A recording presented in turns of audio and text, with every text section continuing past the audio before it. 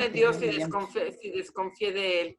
Pero está de maravilla, ¿eh? Está de maravilla, les doy gracias por sus oraciones. Incluso puede estar cansada porque ya la pusieron a trabajar, pues a caminar y en fin. No, y siempre la anestesia, la reacción dura a veces más de 15 días, dicen los doctores. Sí. Cada organismo reacciona de forma diferente, pero sí, lo que sí es cierto es que hay reacción de la anestesia por varios días. Cuesta que el organismo limpie esa anestesia que se entró. Eso lo han dicho muchas veces los médicos. Además, yo creo que esta niña, nunca le puso a su mamá hacer mucha aclaración de lo que era su operación, porque se estaba poniendo muy nerviosa. Desde que se iba a ir al hospital decía, no voy a ir al hospital, yo no quiero ver al doctor, no quiero operarme. O sea, empezó en negación. Al otro día que ya se iba al hospital, amaneció contenta con una actitud preciosa. Sale de la operación y se empieza a arrancar los tubos, se quiere poner de pie, se quiere ir a su casa y ha sido así el proceso. Nada más te digo que no la levantaron. Al otro día ella pidió que la levantaran y salió de su propio pie del hospital ayer en la mañana. Ha sido un ejemplo de fortaleza, de ganas de vivir y esperamos que Dios le conceda todas esas cositas que un niño quiere vivir. Claro que sí. Claro, llevar una vida normal. Así va a pasar. Gracias por tus oraciones. Bueno, pues entonces vamos a entrar a la segunda carta de la cautividad. Les hacía pues un poquito el paréntesis antes que nuestro cartapacio se termina con las cartas de la cautividad. Prácticamente tenemos en el cartapacio pues solo las otras dos cartas que faltan. Y que para mí una cosa que quisiera que pensaran cuando se termine el cartapacio y que realmente si lo tienen claro, lo que le compartía a Analú antes de que ustedes entraran, que estudiar a San Pablo es estudiar una forma de pensar, o sea, una teología, se llama la teología de San Pablo. Eso significa que debemos de comprender sus contextos, ¿verdad? Por eso vimos Hechos de los Apóstoles y toda su personalidad. Y que no lo podemos ver como una continuidad de Jesús en el sentido contextual, porque Él es otra experiencia la que Él tiene. Acuérdense que el tema de Jesús, de su anuncio del reino y el motor de ese anuncio, el motor de toda la fortaleza que Él tiene en su padecimiento y en su muerte, no es otra cosa que Él se sabe profundamente amado por su Padre. Esa cercanía de ese Dios, Él no tiene en ningún momento un tema de que Dios está ausente, que no lo oye, que lo abandona. O sea, mucha gente dice, bueno, sí, Él dice, me has abandonado. No, eso también hay que comprenderlo dentro de la oración judía.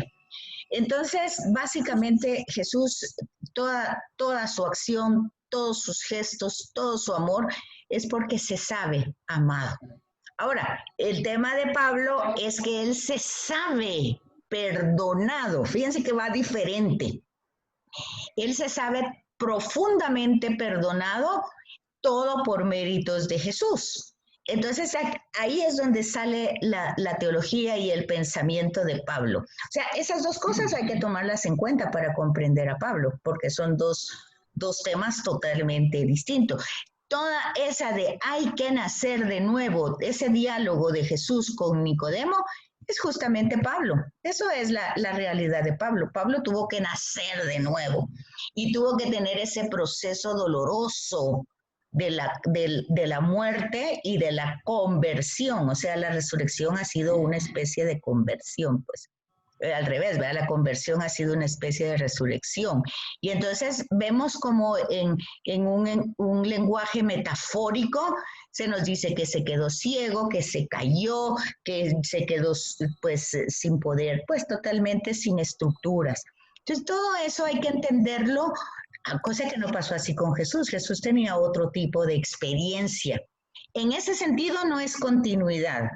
Ahora en el sentido de que él desarrolla toda una doctrina y que él lo presenta a lo que hemos visto a las distintas comunidades, pues eso es lo que hay que entender, ¿verdad? Que las cartas no salen así porque a él se le ocurrió, sino que hay problemas concretos. Y eso es en toda la Sagrada Escritura. Yo estoy dando un curso que se llama Proféticos y Sapienciales, y justamente los profetas se dirigen a problemas concretos. Ahora, ¿cuál es entonces la función de que nosotros, qué se trata? ¿Que estamos leyendo o estamos informándonos de cosas de hace más de 2000 años? No, sino que realmente esa palabra que iluminaba las circunstancias de aquella época, nosotros la debemos, nuestro trabajo es comprender lo que ellos dijeron y por qué lo dijeron en su época, leerlo con esa responsabilidad de la comprensión de lo que ellos hicieron en su momento, para que esa misma palabra hoy, yo comprendiéndolo desde esa realidad, lo pueda aplicar a la mía. Ese es el trabajo. Y eso es lo que yo quisiera que viéramos si lo logramos con Pablo. Ver si esas cartas iluminan nuestra realidad de hoy, que puede ser en cosas concretas diferentes, pero que en el fondo lleva lo mismo. O sea, lo que, y que en el fondo también está en el Evangelio, Jesús con los fariseos, los saduceos. O sea, una cosa es la religiosidad. Acuérdense ustedes que los fariseos, saduceos, Sanedrín, celotas, esenios, eran religiosos. Todos eran religiosos y todos creían en Dios, pero religiosidad no significa fe. Hay que nacer de nuevo. Ese es el tema de Pablo, ¿verdad? Pablo era religioso. Pablo no era una persona mala, era una total persona religiosa, monoteísta, convencidísima. Por eso vimos todo lo que él era, pues, como judío. Era no 100%, 1000% religioso. Pero religioso no significa tener fe en el Dios vivo y verdadero. No sé si lo han ido comprendiendo eso, pero ese sería como el punto que yo les dejaría. Como me decía Nalu, hay que hacer una especie de evaluación. Bueno, esa sería la evaluación que tendrían que haber entendido en las cartas. Ser religioso no necesariamente implica... Hola, Pini, ¿cómo estás? Hola, buenos días. Muy buen día. No necesariamente implica tener fe. Y ya explicábamos los contextos religiosos de la época de Jesús. Todos eran religiosos, todos creían en Dios, todos esperaban el reino, todos querían que el Mesías viniera, todos lo esperaban. Todos hacían obras para agradar a Dios, pero todos lo hacían en forma diferente. Entonces, y toda la problemática de Jesús es esa, pues, quererle dar el sentido de la fe a todas esas prácticas religiosas. Y ya bien las consecuencias, pues lo mataron, ¿verdad? No se pudo. Ahora Pablo está en otro contexto, porque Jesús estaba en un contexto judío. Ahora Pablo está en un contexto pagano. Ni idea de todo. Aquí no, sí son religiosos, claro que son religiosos, pero son religiosos politeístas. O sea, tienen una diversidad de creencias. Otra vez. Entonces aquí es donde Pablo va desarrollando su doctrina de acuerdo a estos destinatarios politeístas. Ese sería como darles un resumen de lo que es lo que estamos viendo, ¿verdad? O sea, son dos contextos diferentes. Jesús está en un contexto judío, donde la gente es monoteísta y creyente, y Pablo está en un contexto pagano, donde la gente es religiosa, claro que sí, pero politeísta, o sea, tiene muchas creencias. Y entonces el esfuerzo de ver cómo se vive la auténtica fe. Esa es la acción de Jesús en el judaísmo y esa es la acción de Pablo en el paganismo, pero son dos contextos distintos. Entonces, sí continuidad de una manera y no continuidad de otra manera. Bueno, dicho eso, ustedes piénsenlo y me van, ya cuando terminemos la última sesión, ustedes irán haciendo sus preguntas, inquietudes. Dos comentarios, ¿puedo? Claro, Susi. Tú empezaste diciendo que Pablo no es una continuidad de Jesucristo. No, yo no lo puedo ver como una continuidad de Jesucristo. Yo lo admiro por haberse dejado amar y amar a Jesús desde el momento de su conversión. Eso es lo que yo quisiera aprender de él. Sí. Esa entrega total, ¿sí? En fe, en esperanza y en caridad, porque fue un verdadero apóstol. ¿Cuánta gente conoció a Jesús a través de él? Y por otro lado, como conclusión, es que sí, la fe vivida buscando a Dios es lo que a mí me deja San Pablo. ¿Sí?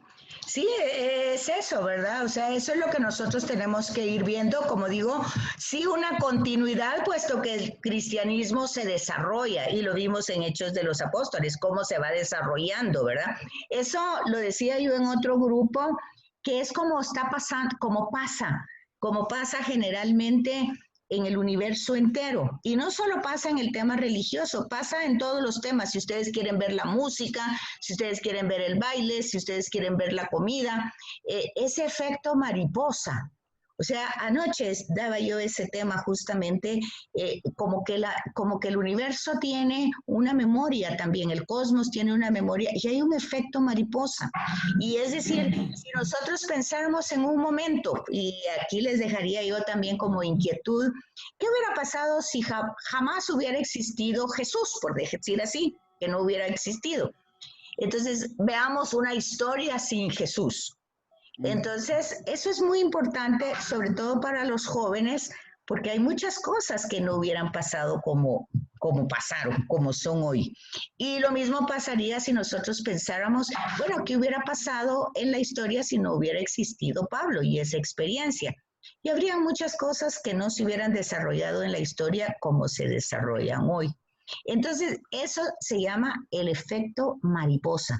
Y ese efecto mariposa está en todo, no solo está en la religión, está en todo el cosmos.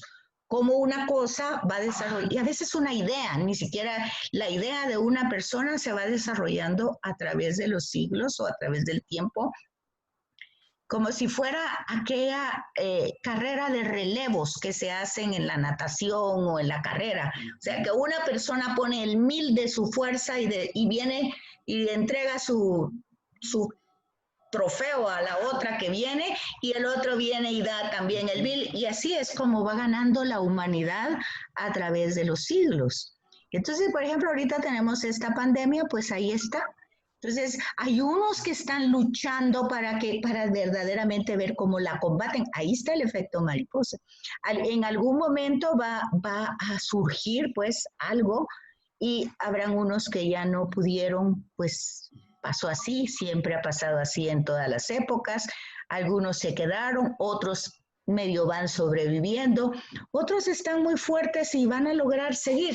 Así es como ha caminado la humanidad a lo largo del tiempo. Y yo meditaba eso y anoche lo platicaba en un curso. Y decía yo, es eso, como una carrera de relevos. La humanidad va haciendo, y fíjese, si uno piensa esto, eso pasa desde la concepción. No todos llegan a ovular, solo es uno. Y va ese efecto mariposa que va dando el cambio. Bueno, es una metáfora que a mí me encantó, pero no sé, ¿verdad? Cada quien podrá verlo desde distinta manera. Bueno, un paréntesis muy grande, pero era importante como para la comprensión de Pablo. Entonces, veamos entonces qué es Éfeso. Tenemos que es una población muy importante de Asia Menor, que está situada entre Mileto y Esmirna, que está a 5 kilómetros del mar Egeo. Entonces es un contexto geográfico e histórico. conquistada por Alejandro Magno, o sea, totalmente griega, ¿verdad? Luego de los griegos, esa parte de los griegos en el Antiguo Testamento nosotros lo vemos con los macabeos, vemos toda esa problemática griega. Y luego pasó al dominio romano, que ya lo vemos con Jesús. Entonces, una cosa importante, cuando nosotros vemos que un lugar ha pasado por varios imperios, ¿qué es lo que pensamos inmediatamente? Que aquí hay una multiculturalidad. ¿Qué quiere decir? Que la gente tiene muchas libertades de mucho pensamiento, de muchas acciones, de muchas formas de costumbres, porque los imperios no solo dominan la tierra, sino que dejan su cultura, sus costumbres, su religión. Entonces, ahí vemos todo el tema politeísta, ¿verdad? La mezcla del politeísmo griego y el politeísmo romano, que al final casi que viene a ser lo mismo. Y el culto entonces de la ciudad estaba dirigido a la diosa de la fertilidad. Casi en toda esta parte eso era lo más importante, porque es que si la tierra es fértil, hay alimento, los animales se alimentan, los humanos se alimentan, todo, ¿verdad? Ese es uno de los temas de la nostalgia de David. ¿Por qué David fue tan importante? Aparte de que porque era un personaje religioso. Entonces, aparte de eso, con todas sus fallas, él permitió que las 12 tribus se establecieran en un territorio y que fueran prósperos. Él salía a pelear, él peleaba contra los enemigos y eso le dio seguridad, prosperidad al pueblo. Y era la nostalgia de él, ¿verdad? Entonces, en este caso, la fertilidad se le daba el crédito a Artemisa. Para los romanos era Diana, pero era lo mismo que hacía la diosa Artemisa, era lo mismo que hacía la diosa Diana. Poseían un templo extraordinario por su arte y riqueza, y era considerado como una de las 7 maravillas del mundo. La ciudad era famosa por sus artes mágicas. Vean, siempre el tema de la magia, de la superstición, las tendencias a las prácticas ocultistas. Ojo, hay que tomar en cuenta eso, porque eso también no se trata solo porque hoy nosotros podamos tener ciertas reminiscencias de eso. Forma parte de la misma cultura. Forma parte de nuestros mismos temores. Al final, la humanidad tiene los mismos miedos. La única diferencia es que posiblemente el Homo sapiens pues tenía que pelear con animales físicos ahí que se le aparecían.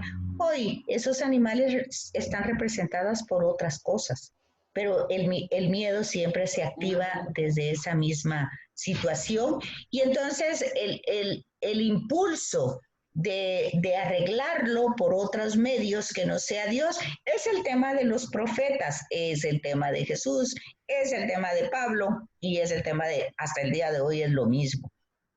Entonces hay revueltas, de ahí la revuelta popular instigada por Demetrio, el platero contra San Pablo. Si ustedes recuerdan eso, es que Demetrio hacía dinero con sus ventas de ídolos. Y viene Pablo y le bota el negocio.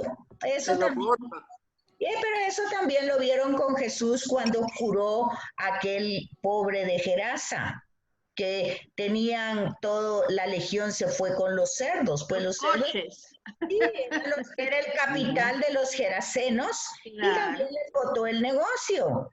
Entonces, cuando el negocio se cae, o sea, la posibilidad de vida, el dinero, se cae, pero den cuenta, eso no es que hoy nos volvimos así, es que hablar de 2000 años antes y ver que es la misma historia es que no hemos avanzado mucho, que seguimos teniendo como ese enfoque de que el negocio, el dinero, salir adelante, y saben, es que en el fondo no es malo, lo malo es vivir apegado con eso de una forma obsesiva. Entonces, porque claro, era su negocio. Jesús no les dice nada a los gerasenos, no les dice, simplemente se va, lo quieren hasta tirar en un barranco, pues, porque imagínense ustedes, perdieron todo su capital, toda una piara de cerdos.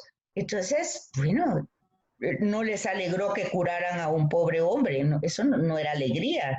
Decíamos, tal vez, no sé si aquí o en otros lugares, como que hoy nos dijeran que el pobrecito de la esquina que pasa tirado, que es un alcohólico, se va a curar, pero yo voy a perder mi casa.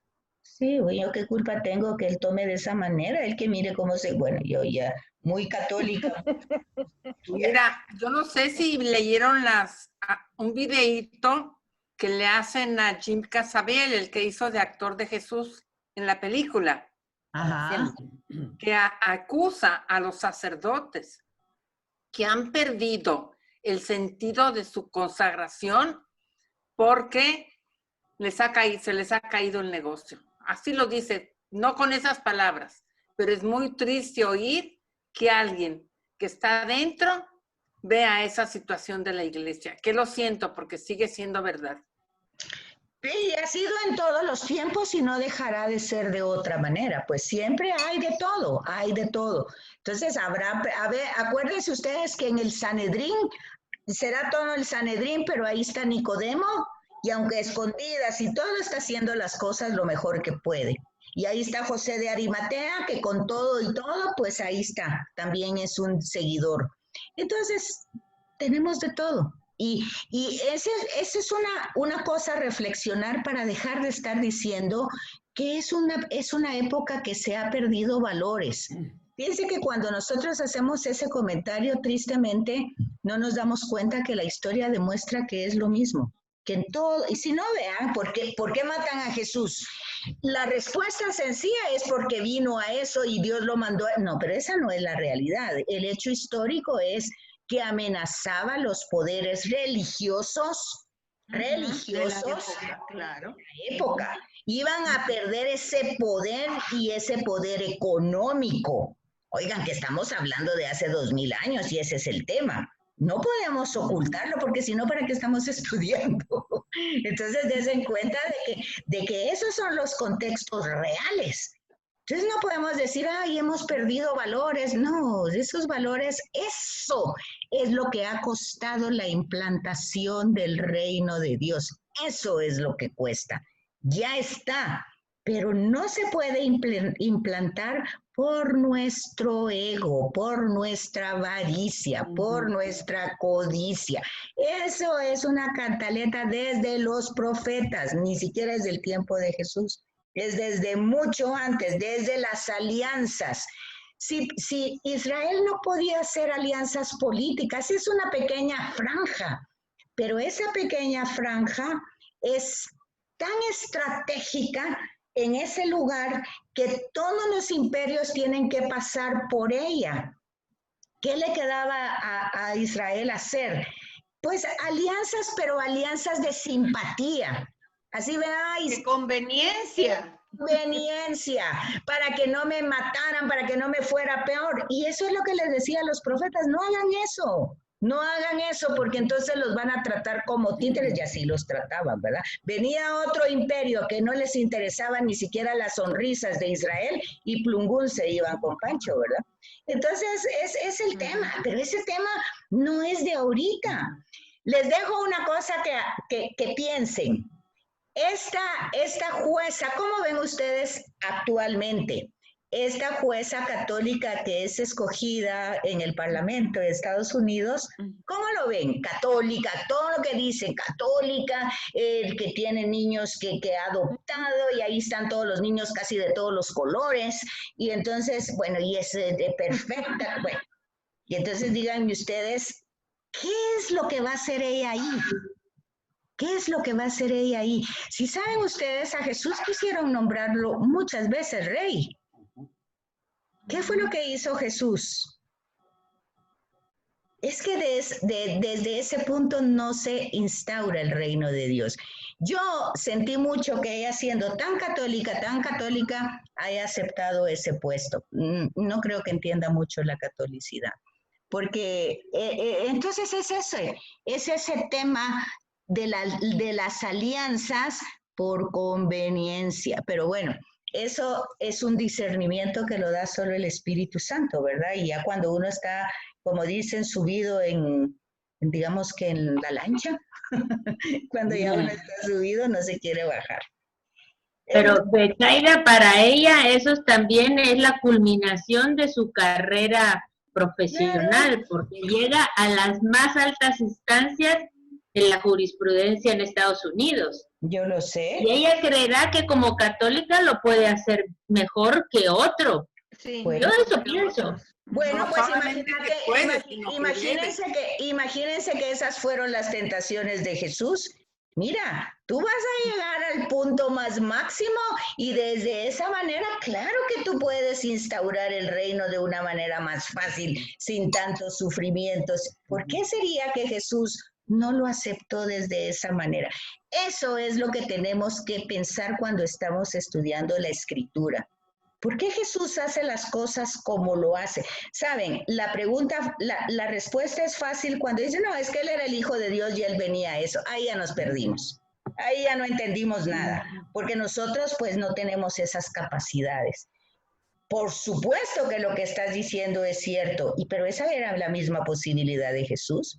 Si él no Sí, tenía... pero ella creo que no es Jesús, sino que está tratando de hacer un buen papel y mejorar las cosas. Veamos qué dice la historia, porque la historia a veces, por eso dice, conocer la historia es parte de tener sabiduría. Sí. En fin, solo se los dejo así como punto, ¿verdad? Porque son posturas difíciles, pero ahí es donde ilumina el texto. Pero suponerle que a ella le ofrecen y no acepta, ¿hubiera sido mejor? No, no lo sé, te digo, ahí es donde el texto... Yo tampoco lo sé, yo pienso que dentro de lo humano, ella pensará que puede hacer mucho bien, que puede ser muy justa. Yo pensé en un general guatemalteco de hace algunos años que lo nombraron ministro de la defensa. Yo conocía a la esposa, era el general Otsoy. Y la esposa, sus hijos estudiaban en la casa, en el San Sebastián con los míos. Y cuando pues, salió en la televisión que lo habían nombrado, y cuando ella llegó, católicos, una familia muy católica, y cuando ella llegó al colegio, yo la felicité y le dije, ay, qué bueno, y ella se puso a llorar. Me dijo, no, Betsaida, esa no es una buena noticia. A mi esposo lo quieren utilizar y quieren utilizar su imagen para destruirlo, porque esto son redes, esto no se puede hacer así. Fíjense, eso fue lo que se me ocurrió a mí. Si ella estuvo o no estuvo en lo correcto, pero yo entiendo que la palabra le iluminaba perfectamente. Ella dio otro tipo de enfoques, pero hasta el día de hoy yo recordé esta experiencia, la recordé con el general Otsoy, que yo no sé si está vivo o no, pero él mantuvo intachable su imagen, como diría Tomás Moro, no delante de los hombres, yo he sido fiel a Dios ante todo, ahí está la convicción, ¿verdad? Y fiel al rey, diría Tomás Moro. Pero no porque el rey quiera porque a él también le dan un puesto, a Tomás Moro. Y se supone que se lo dan porque él es totalmente... Y el rey le dice, te admiro, y le llegan hasta su casa a comer y todo lo demás, y con toda una labia y todo, y entonces, y lo nombra, ¿verdad? Del cabildo especial. Y entonces dice, bueno, yo lo único que quiero es que estés de acuerdo conmigo, ves todo mi afecto, mi cariño, te respeto, te admiro, te veo como alguien tan importante del reino. Y pues chica, casi son las tentaciones de Jesús, lo mismo. Y entonces Tomás dice, bueno, sí, gracias, Su Alteza, gracias. Y entonces dice, espero que cuando te toque este tema de que pues le explica a él que ya con Catalina no se puede y porque yo nunca he querido, bueno, da todas sus justificaciones. Y Tomás solo le dice, Su Alteza, usted diríjase hacia lo correcto que tiene que hacer, hable con el Papa. Entonces hay un camino correcto para hacer lo que usted quiere. Y el rey no quiere y le dice, no, yo voy a ser el Papa de Inglaterra, yo voy a ser el señor de la iglesia también. Bueno, le dice él, pues, como usted quiera. Entonces, pero me tienes que apoyar. lo lamento, su señoría, yo soy fiel a usted, pero bueno, es usted libre de hacer lo que... Nunca le dicen ni sí ni no, pero al final lo decapitan, ¿verdad? Entonces ya saben ustedes que la respuesta fue no. Y antes de eso lo quitan del cabildo. Ese es el tema. Ese es el tema porque a veces nuestras expectativas es de que sí podemos y la luz del evangelio te dice, ten cuidado, porque te vas como esos animalitos con la luz y esa luz pues a veces pues no es la auténtica luz, ¿verdad? Son las alianzas. Eso es lo que yo quiero que ustedes vayan viendo en los textos, lo que quieren iluminar y en la vida personal. Faltan 2 minutos, vuelven a entrar, ¿verdad? Por supuesto. Gracias. Entonces los destinatarios y las fechas de la carta, tenemos que primero, Pablo escribe esta carta durante su primera cautividad, eso ya habíamos dicho anteriormente, está dirigida a Éfeso, aunque dice realmente iba dirigida no solo a Éfeso, sino a Colosa, Laodicea, Hierápolis y otras ciudaditas por ahí. Y la fecha, pues ya son de las cartas tardías. La estructura, como todas, tiene una parte dogmática. Acuérdense que esa parte dogmática significa algo que hay que creer, ¿verdad? Tal vez no lo comprendo porque es un misterio, pero sí yo debo de creer que en la historia hay un plan de salvación. Y Pablo expone las grandezas de esa obra de salvación que Jesús realiza en la historia humana. Y esta obra es la ejecución del proyecto eterno de Dios. O sea, este proyecto no es fácil por todo lo que acabamos de hablar anteriormente, pero aquí es donde ustedes pueden entender el tema de la obediencia. O sea, pero no es una obediencia así solo porque hay que hacerlo, sino que es una obediencia desde la comprensión. El tema de que Jesús conoce a Dios y se relaciona con Él íntimamente como Padre, ese conocimiento le permite conocer su proyecto y le permite colaborar con ese proyecto, o sea, ser obediente. Lo mismo se diga de María, ¿verdad? Que desde esa humildad ella logra entrar en ese conocimiento de Dios y saber que tiene un proyecto y decir, ¿verdad? Aquí la esclava del Señor, hágase. O sea, yo estoy para servirte en tu proyecto, venga como venga, pase lo que pase y diga lo que diga. Entonces, pero ¿dónde está como la base de eso? En el conocimiento de Dios. Y Jesús lo tiene claramente. Y María lo tiene también. Entonces, desde antes de la creación del mundo, o sea, eso no es algo que está pasando ahorita, sino que es una historia desde la eternidad. O sea, Dios no tiene tiempo. Eso es